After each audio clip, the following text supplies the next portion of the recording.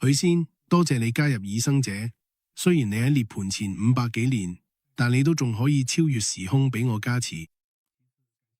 有啲同我直接火箭街有關嘅人，俾咗我火上嘅資源同機制，令到我哋呢個失控舞台上有緣可以多做電視。雖然呢本書未必可以喺世界和平上留名，但最重要嘅係為未來下一代鋪路。希望佢哋可以增加對宇宙本體嘅認識，啟發內在潛能，開展道德倫理嘅善行，揾到善類明嘅掃生點，為眾無私服務，適時帶嚟溫暖同快樂。只有人類能夠分辨，先至可以區分善同惡，咁樣就會影響命運。山姜嘅功能更加可以將理性嘅傳統知識流傳俾下代其他形態去明辨，佢哋呢啲能力就唔得。作為試駕發酵船咗我，更加有特殊使命去維持腹痛，將情景污染嘅智慧發酵傳播俾有緣。原由原浙江宇宙本來就係佢嘅真理系統轉播私家，有機會為世界和平貢獻一份善意嘅祝福。現今就加上莫尼理性學說，一倍鹽變成咗宗教形象嘅世上出現，呢個係恨嘅錯誤。更深層次就係被某啲力量施加。你俾佢嘅形象學說作為倉吉龍獅或者混飯食嘅劇。據斯塔茨所講，被智慧嘅精神象徵夢就好似喺室內咁藏住，直到會被遮蔽源頭次數，可以為世家帶嚟清靜，直接提升加油式嘅時間。多謝案主相合嘅鏡像成就所願。郭照明1999年8號專案同香港精明草堂作者喺亞洲佛教和平會上會花1990年9月18號。各位兄弟姊妹，今日好開心可以喺蘭巴托同家鄉嘅朋友聚會，主要原因係希望世界和平，德遠感應。不過其實締造和平嘅唔止係佛教徒，真正嘅智慧應該係宇宙嘅光明，應該有志工精神。任何宗教徒都更加要努力推廣同發揚每一個宗教創教人嘅愛心精神。但好可惜，依家世界上有啲宗教已經變咗做權力嘅工具，慢慢削弱咗大家對宗教嘅尊重。以前好多時候標榜自己係佛教徒，但因為宗教信仰唔同，就去對抗其他人，覺得咁樣好似好威咁。但如果因為咁樣搞到宗教戰爭，想突出自己，咁其實我哋佛教徒渴望咁突出，只係代表我哋名義上已經墮落嘅，仲代表我哋嘅宣傳佛教學說時做得唔夠好。其實最初嘅目的，主要係想將佛教學說變成一個宗教組織喺實踐中出現，咁樣就引起咗分化嘅現象。為咗解決呢個障礙，本來應該成立一個國際性嘅十佳學說組織，佢推動最新嘅視聽啟發。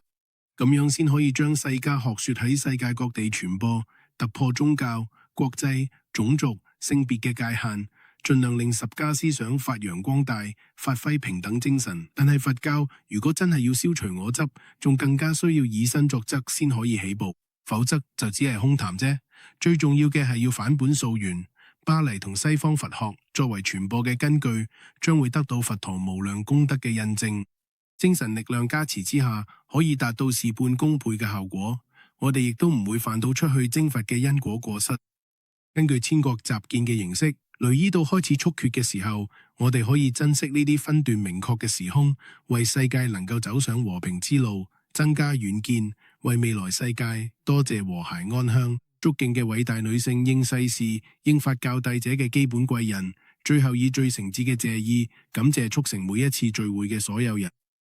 直接或間接同本病有關，祝蒙古國安定，人民安樂，火聖福都可以平息，將我哋相聚嘅善意同功德回向俾宇宙所有眾生，祝佢哋離苦得樂，智慧成就，希望將來有緣再次相聚。多謝大家，佢你哋就唔成事。雖然世界上先進嘅科學家可以製造傳說中嘅技擊裝備或者登陸工具，但都仲未能夠製造出可以完全克制萬物或者某種力量嘅東西。證明宇宙本體就係各個城市入邊嘅科學家，佢藏住無量嘅智慧同城市技能量。吳克對現存明顯嘅現象能夠俾到解答，最簡單就係可能都冇要求有名，唔知點樣陷入香道。呢個時候，上面指派村入邊嘅道士，但佢又冇提供維持明星嘅購買資源。我哋而家都要為呢幅莫名其妙出現嘅老路去冇辦法，單一冇辦法保持得住，死亡隨時會降臨。依家只可以靠名聲推廣到四周圍嘅事務嘅支撐。出料真係用不可思議嘅形容，除咗呢個都冇其他方法去細究。呢啲精細嘅都代表我哋嘅智慧係有限、有期限，只可以守住有限嘅感官世界。舒服類型接觸到嘅知識，其實都係表示界限。意識覺知舉個例，從來都冇辦法直接睇到佢嘅真面目，除非佢修行到究竟正悟嗰個階段。對好多古人嚟講，作為逝世者都要好好深思。連佢覺都係你至親一樣嘢靠得住，更何況其他深奧嘅詞語。好多年前有啲人親身證到究竟真理，佛琴都講過病由何來，借住經典記載，柔軟嘅人都會喺入邊揾答案。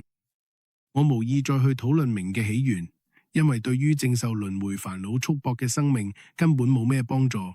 就算知道名嘅來源，對淺幾缸嘅義烏都冇咩影響。我哋點樣處理眼前嘅現象，即係點樣安排將來志明嘅去向，其實係比較重要同埋比較有智慧嘅做法。因為得世受胎斷滯無常，我哋應該將我哋記憶鎮住，唔好俾佢失控。立穿之斷都係因緣所致，如果能夠做到善持境都唔錯。不過佢明開始接觸呢個世界嘅時候，其實宇宙本體就透過動作同埋俾我哋書入邊嘅信息，為咗令我哋對明有多啲了解同認識。如果喺呢度講得太多，我就會違反戒律。就算係唔知者，都會引起煩惱同唔安。原地呢個信息，有名離開就提示我哋，信息就好似空間入邊嘅氣體，可以維持名。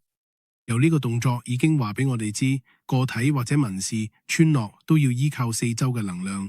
喺妄驕傲呢啲所謂嘅引號、反省、模仿前任同埋奉公位，其實都係外界而且存在嘅事務提供。你嘅事就好似風氣會議，況且孤德元昌成鬱金都唔係當年秦始皇。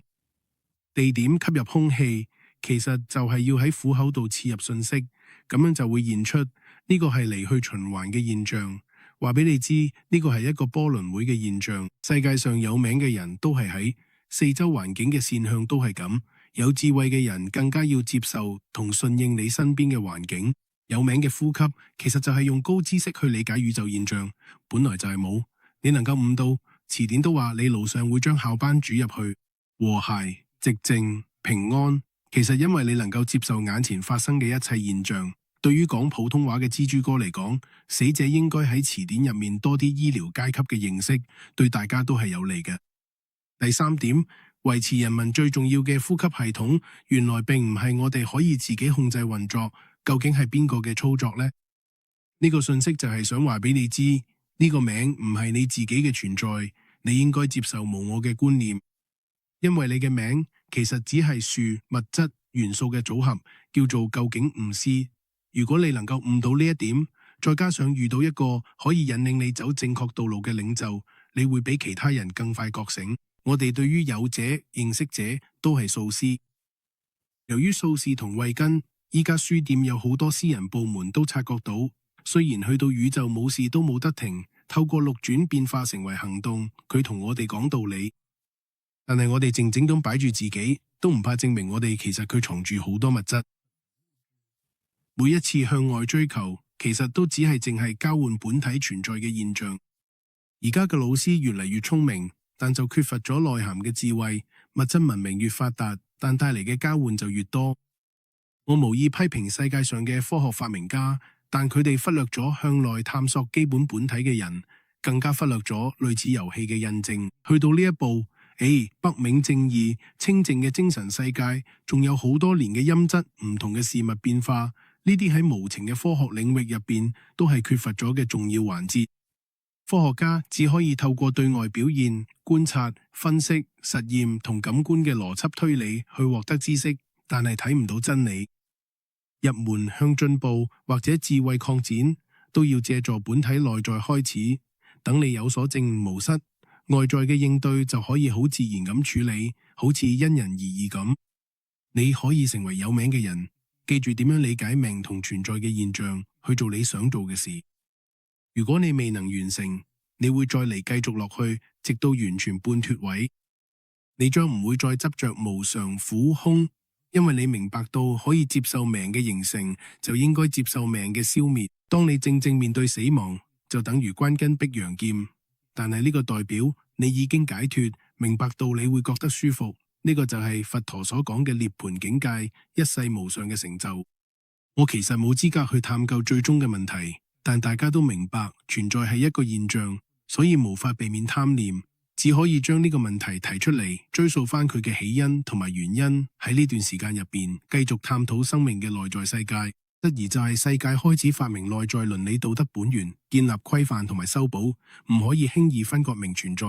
佢就要有願意單獨面對本體嘅制度，一定要經過禪定先至可以引發出嚟。歷史上從來都冇理論可以達到最終覺醒，就好似你唔可以堅持自己獨有嘅世界觀一樣，咁你就可以喺路上隨時棄養而去。更重要嘅係，而家你要放低你嘅執着，否則真理就無法實現。因為標誌就係你最終嘅展現，每一個過程都要經歷生老病死，無可避免。永恆就係咁樣平等，但係大部分人唔會講死亡，淨係講活着嘅快樂，用嘴巴去沖淡對死亡嘅恐懼，更加唔會去研究或者學習關於死亡嘅道理。有啲人用斷滅嘅理論喺減輕恐懼，認為心識一樣會消失，所以喺適應或者失業嘅時候，半知半解，唔去檢驗定律。錯誤性冇形象，更加唔會主動揭露或者探知自己習性上嘅失誤，固有嘅思想就冇四處輪流出現。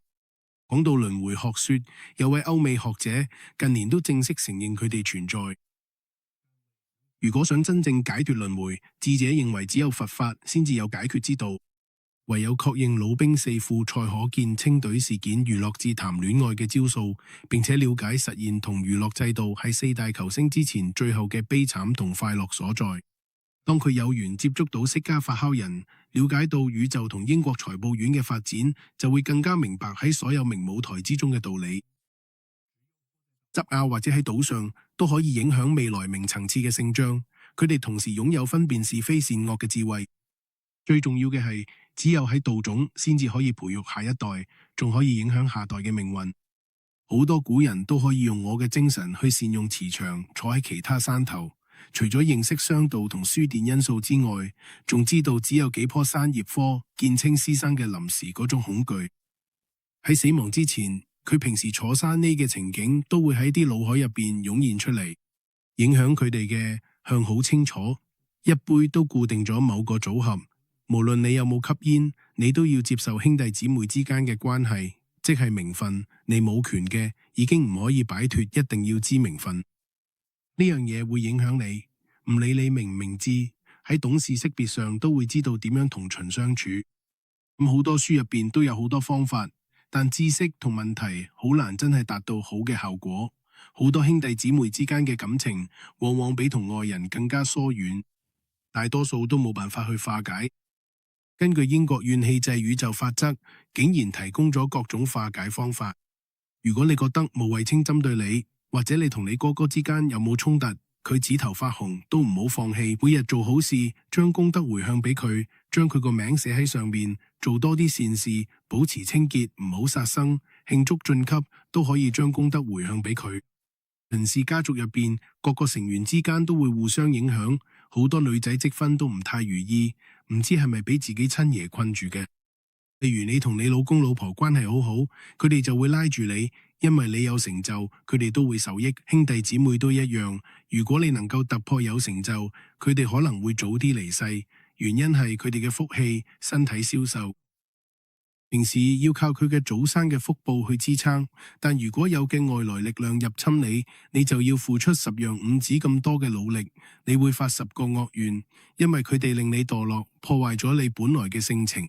就係因為咁，你冇辦法踏上覺悟之路，飲食同服飾都互相依賴，再一次陷入無常嘅輪迴世界。我哋要接受死亡呢個現象已經無法改變，呢個現象早喺秦剛開始見事嗰陣就已經存在，千祈唔好俾佢知道你上金金或者六環會影響王者轉生去唔同嘅道。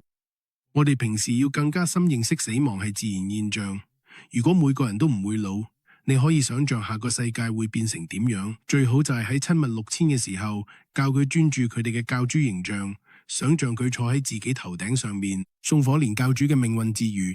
如果佢有宗教信仰嘅話，就照佢哋信仰咁做；如果佢哋話，就揾翻佢最中意或者選擇嘅宗教，令佢好似千座山咁穩定，等佢將自己嘅功德回禮俾宇宙，等宇宙為咗簽個名。如果你可以咁樣做，就可以同佢再次一齊體驗到空明同埋山源嘅境界。有啲人喺明面上見到好多貴婦一齊住，其實一係大家有前世嘅善緣關係，係隱藏嘅伴侶。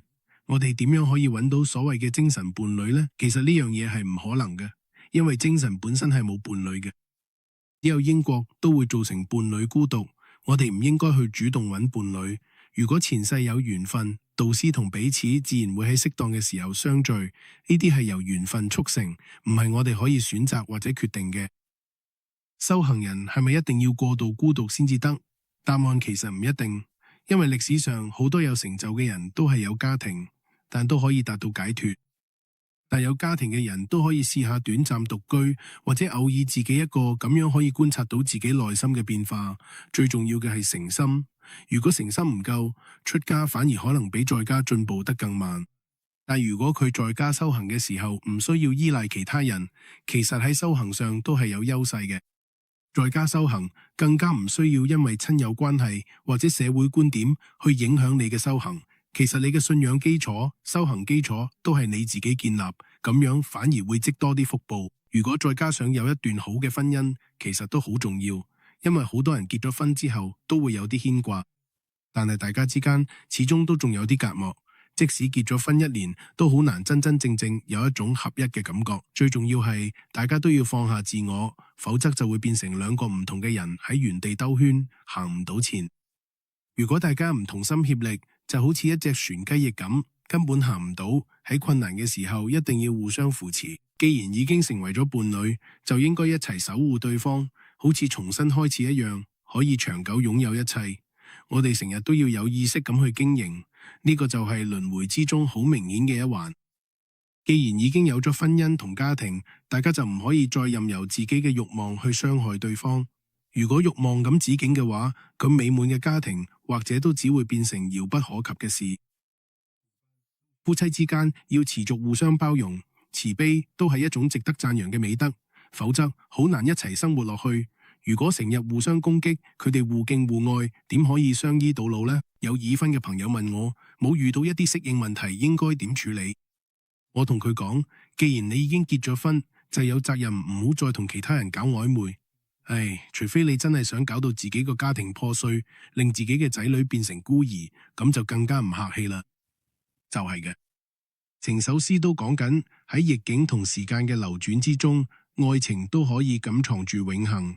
唔好同你嘅伴侶承諾話可以永遠保護對方，因為一段感情唔受傷害，唔代表你真係保護嘅感情。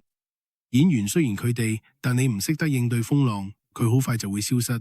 如果佛陀對世間嘅感情有咁大嘅執着，等同男女之間嘅情慾咁重嘅話，佢都唔會出嚟講道理。因為佢呢個反覆無常嘅世界，男女之間嘅愛有時都會變成一種罪。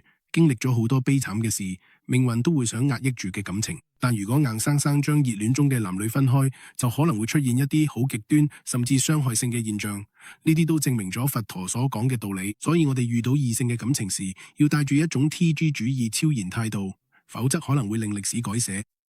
修行嘅朋友應該學識應付，當遇到異性嘅時候，要當佢哋係自己嘅兄弟姊妹嘅對待。喺觀賞對象嘅時候，要觀賞對方將來老咗變化咗之後嘅樣貌，唔好只係執着於現時嘅外貌。咁你就唔會因為反覆嘅衝動而影響到修行成就，做到同異性相處都可以心如止水。佢明白到同對方有宿世姻緣，克服嘅情慾上嘅關係，從而引領自己走上菩提解脫之路。好似遇到吸毒咁，當下同咗一齊之後，如果你哋咩痛苦，就唔會再有動力去接觸或者沉迷落去。但係咁樣做又好難控制，否則會出事。修行過程中好容易受到好多誘惑，亦都可能會有啲特別嘅能力提升，但唔係普通人可以做到。不過一般人都係因為社會道德規範同家庭和諧安定，所以喺男女關係上，修行人要用一種保護自己嘅態度去處理，唔好太多情或者衝動，引起煩惱。對於婚姻嚟講，最重要就係公平同責任，絕對唔可以隨便放縱自己嘅慾望，因為破碎嘅家庭會帶嚟好多問題，所以每個人都要為自己嘅婚姻負責，呢個係人生旅程中好重要嘅根基。長時間都要用包容同愛心去相處，大家要互相見面溝通，唔好損耗元氣，否則會影響家庭運勢變差。古人有話：父虎是緣有善，緣有惡緣，無緣唔會一齊。而呂氏齋又話：有債就要還，有債唔會諗。所以我哋同另一半之間，如果有感情上嘅干擾，其實都唔需要太悲觀，要學識接受現實。如果對方願意，大家都要有耐性同冷靜去面對未來嘅路。王者嘅意義就係要明白逝者如斯，唔好執着，否則只會傷害自己。能夠好好安排分開，總好過怨天尤人愛別離，支付意欲迷霧。朋友之間，我哋今世都要互相照應，保護大家。呢啲包括唔同年齡或者性別，代表住我哋唔可以單打獨鬥。證明人本身就係群體動物，你入到社會，朋友嘅關係會更加密切。雖然同基層教育有關，但朋友同親人之間始終有啲唔同。親戚關係係你冇得撳嘅，但係朋友就係你可以自己決定嘅。親人嘅人生旅途上，會有朋友一齊追名逐利，實際上會好唔同。點樣識嘅朋友都係一個好重要嘅問題。孤獨旅行就好似行遍天下，得自己一個。真正嘅友情好珍貴，亦都會帶俾你好多祝福，但同時都可能令你嘅不知不覺間墮落得更深。所以你要學識參考古人嘅智慧，用有條理嘅態度去處理人際關係。喺市場上要保持安全距離，感情上都要理智嘅。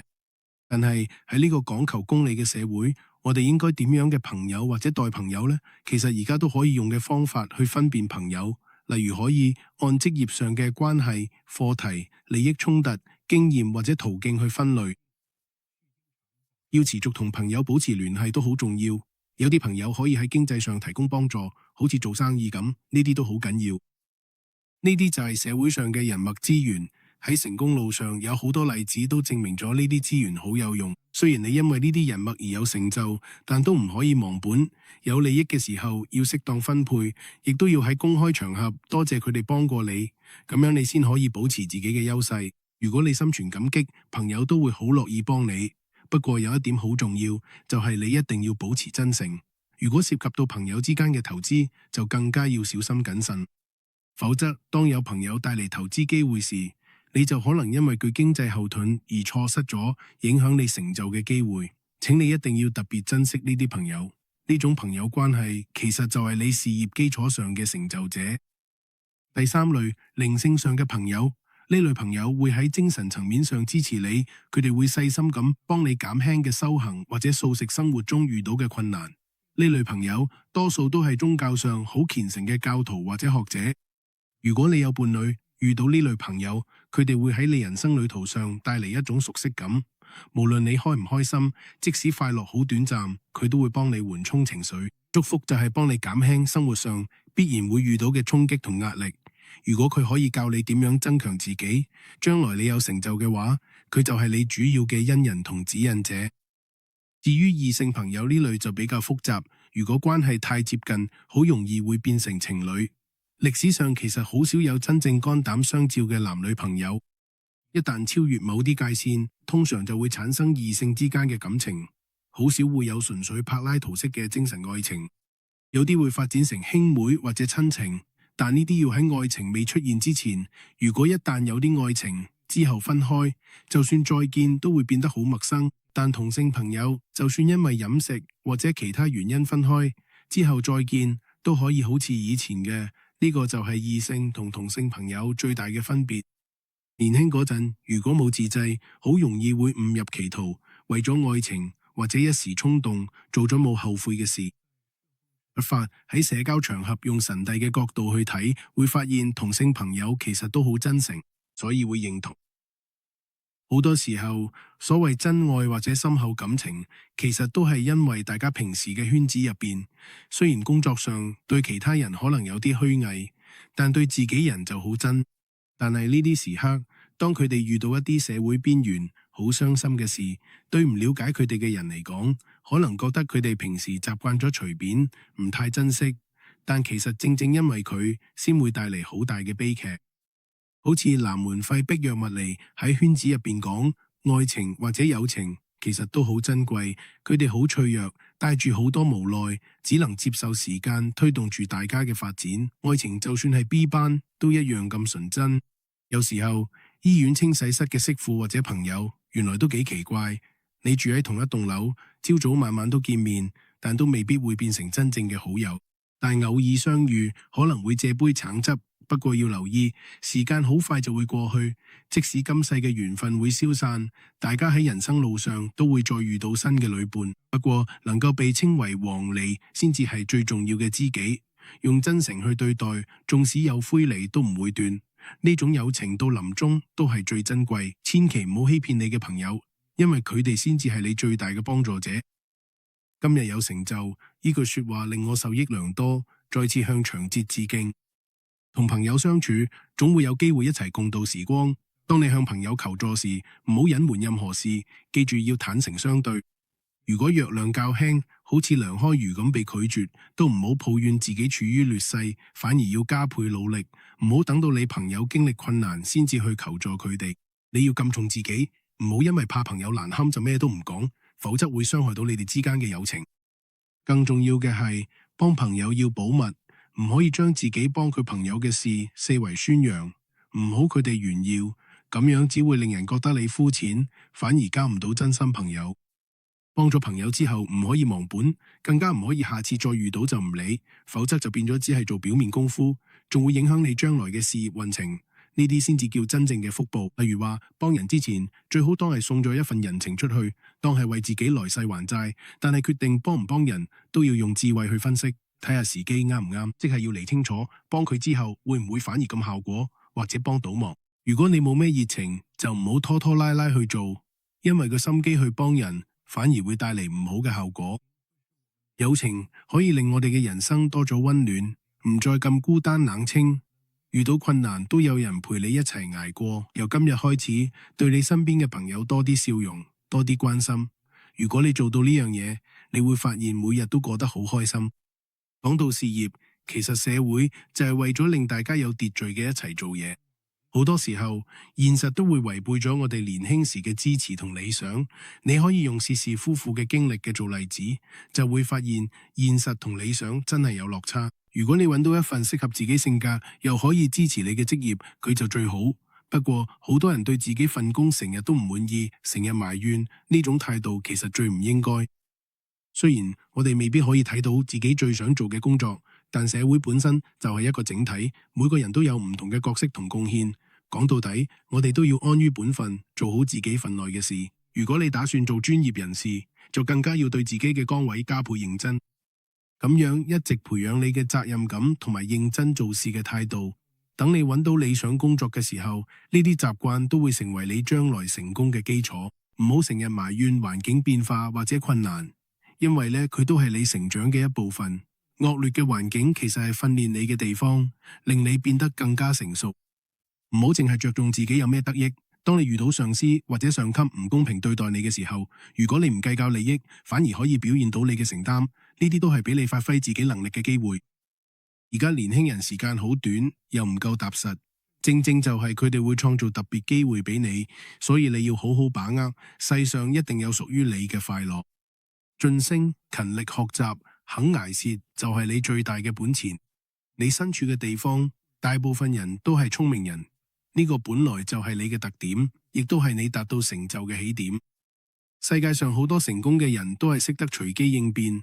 如果出咗事，唔好輕舉妄動，承諾係最重要，做嘅就要完成，唔好淨係宣傳或者吹噓，否則會帶咗好多唔必要嘅阻礙。學到咗之後，唔好當遊戲咁玩，要謙虛，唔好自大，否則會導致失敗，甚至會引起其他人嘅反感。謹記要將功勞歸翻俾相關嘅人，咁樣可以營造好嘅氣氛。你喺事業上取得成果，會有好多機會嚟揾你，但經濟上有機會多啲培養你成為作者，佢哋都有機會進步。呢個社會唔係去到你呢一代就完結。好嘅人脈同圈子，教會會帶俾你順暢嘅福報。你喺事業上得到嘅利益，金礦都會分俾你，變成有機會去做社會福利事業。你賺錢嘅舞台其實係社會提供俾你，如果唔係，呢啲就只係風一樣，形態明顯唔同。就算你嘅事業做到幾厘，都未必知咩叫真正嘅智慧。如果以娛樂圈作為職業，其實有個虛假主義，因為行業本身好功利，成日都要面對起落，現金流同壓力都特別明顯，藝術名氣都係冇。有啲人只係得一時風光，所以喺高位時要守得住本心，有空嘅時候要學多啲技能，唔好俾虛名困住自己，否則到你退下嚟嗰陣會好消極。友情要記住，本來就好似麻雀咁，係花開花落嘅事。當你可以接受眼前發生嘅事，佢呢啲事對你嚟講就係要去做。你活住唔係為咗其他人，最重要嘅命係你自己，我哋都冇可能永遠保留。